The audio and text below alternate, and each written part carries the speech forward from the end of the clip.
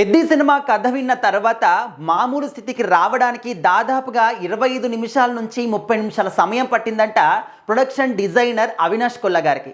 ఈ విషయాన్ని స్వయంగా ఆయనే పంచుకున్నారు. సో ఆల్రెడీ పెద్ది సినిమాకి ప్రమోషన్ స్టార్ట్ చేశారనమాట. ఇంకా ఒక నెల సమయం మాత్రమే ఉంది సినిమా రిలీజ్ అవ్వడానికి. సో ఈ నెల మొత్తాన్ని కూడా కంప్లీట్గా ప్రమోషన్స్కే యూజ్ చేసుకోవాలి అని చెప్పేసి టీం అందరూ కూడా ఆలోచిస్తూ ఉన్నారు. సో మరి పెద్ది సినిమా పైన స్టార్టింగ్ నుంచి కూడా ఎంత భారీ ఎక్స్పెక్టేషన్స్ ఉన్నాయి. వచ్చినటువంటి అప్డేట్స్ అవి గ్లిమ్స్ కావచ్చు, లేకపోతే సాంగ్స్ కావచ్చు, లేకపోతే పోస్టర్స్ కావచ్చు, అన్నీ కూడా జనాల్లో ఒక మంచి స్ట్రాంగ్ అంటే వాళ్ళందరూ కూడా సినిమాలో ఏదో కంటెంట్ ఉందిరా బాబా నమ్మడానికి ఇవన్నీ కూడా ఎవిడెన్స్ లాగా నిలిచాయన్నమాట.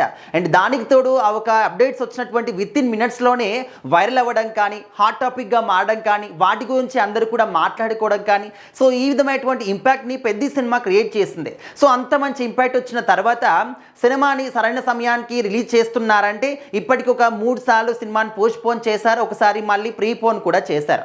మొత్తానికి జూన్ 4th వస్తుంది అని చెప్పేసి ఫిక్స్డ్గా ఒక ప్రెస్ మీట్ పెట్టి మరీ చెప్పారనమాట. సో ఆ తర్వాత రీసెంట్గానే షూటింగ్ అంతా కూడా కంప్లీట్ చేసుకున్నారు. అండ్ ఆ తర్వాత పెద్ద సినిమాకి సంబంధించినటువంటి బుచ్చిబాబు గారి స్వయంగా ట్విట్టర్లో పోస్ట్ పెట్టారు. అండ్ ఎడిటింగ్ కూడా అంతా కంప్లీట్ అయిపోయింది, సినిమా పనులు మొత్తం కూడా పూర్తయిపోయాయి అనమాట. సో ఇప్పటి నుంచి అందరూ కూడా రెడీగా ఉండండి. అండ్ జూన్ 3rd నుంచే గ్రాండ్గా ప్రీమియర్స్ కూడా ఉండబోతున్నాయని చెప్పేసి కూడా క్లియర్గా చెప్పారు. సో మరి మొత్తానికైతే ఈ సినిమాకి ప్రమోషన్స్లో భాగంగానే ముందుగా ప్రమోట్ చేసినటువంటి వ్యక్తి ఎవరైనా ఉన్నారంటే అవినాష్ కొల్ల గారు అనమాట. సో ఆయన మాట్లాడుతున్నప్పుడు నిజంగా చాలా ఆసక్తికరమైనటువంటి విషయాలు చెప్పారు సినిమా గురించి.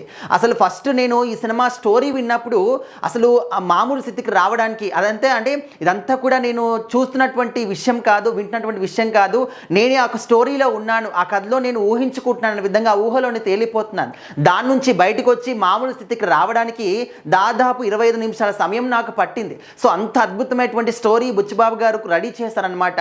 సో ఖచ్చితంగా సినిమా చూసిన తర్వాత ప్రతి ఒక్క ప్రేక్షకుడు కూడా బయటికి వచ్చినప్పుడు వాళ్ళ కళ్ళల్లో డెఫినెట్లీ నీళ్లు కనిపిస్తాయి. ఇది పక్కా నేను రాసిస్తున్నానని చెప్పేసి అని చెప్పారనమాట. అండ్ సినిమాల లొకేషన్స్ అన్నీ కూడా చాలా క్లియర్గా, చాలా న్యాచురల్గా కనిపిస్తాయి.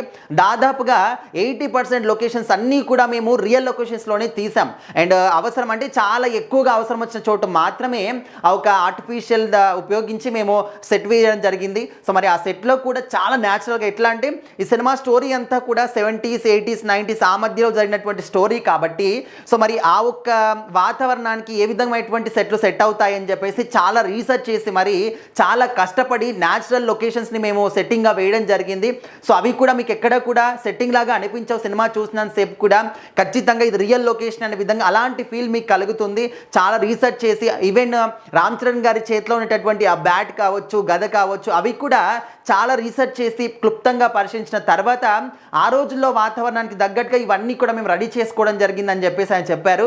సో ఈ సినిమా గురించి చాలా విషయాలు కూడా షేర్ చేసుకున్నారు. కానీ ఒకే ఒక విషయం అందరినీ కూడా చాలా ఆకట్టుకుంటుంది అనమాట. ఎందుకంటే ఆ ఒక స్టోరీ విన్న తర్వాత దాదాపు 25 నిమిషాల పాటు అదే ట్రాన్స్లో నేను ఉన్నాను, బయటికి వచ్చి మామూలు స్థితికి రావడానికి అర్ధగంట సమయం పట్టిందని చెప్పడం అనేది నిజంగా అందరూ కూడా దాని గురించి మాట్లాడుకుంటూ ఉన్నారు. ఇంత అద్భుతంగా ఉంటుందా సినిమా, జస్ట్ స్టోరీ విన్నందుకే అంత ట్రాన్స్లోకి వెళ్తే మరి సినిమా చూస్తే ఇంకా ఏ విధమైనటువంటి ట్రాన్స్లోకి వెళ్తామో ఖచ్చితంగా ఎక్స్పీరియన్స్ మాత్రమే చేయాలి. జూన్ 4th వరకు మేము వెయిట్ చేస్తున్నామంటూ ఈ వీడియో విన్న తర్వాత చాలా మంది ఫ్యాన్స్ అయితే ఈగర్గా వెయిట్ చేస్తూ ఉన్నారు.